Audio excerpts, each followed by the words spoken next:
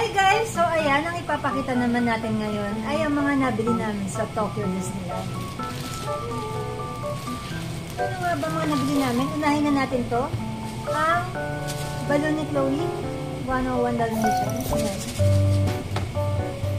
Ang toy si Charms, pasalubong namin, puppet, si Lazzo. 101 Dalmatian na. Yan.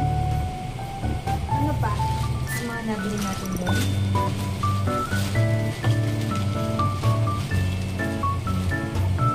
Dahil favorite ko ang Beauty and the Beast, one of my collections. Ayan, si Gaston.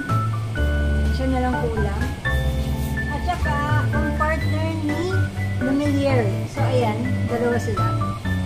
Yan na lang yung kulang sa collection ko sa mga fashion. And, bumili ako ng Rose ni Belle. Ayan, di ba? Nalilights. With sounds. Ayan. Ang cute. Tapos may pa-pendant pa.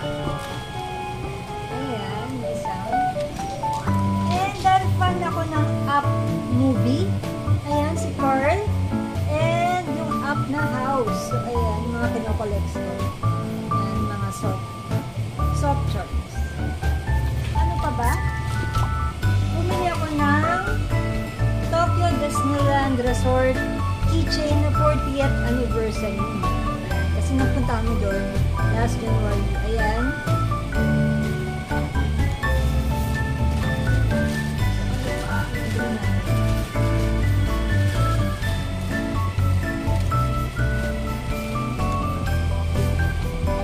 Bumili ako ng commemorative plate na 40th anniversary ng Disneyland. So, ayan.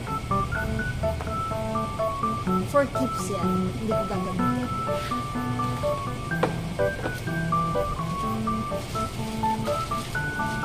Ayan. So, yung iba ko, natabi na ng mga anak ko. Yan palang yung akin. Siyempre, mga Beauty and the Beast collections.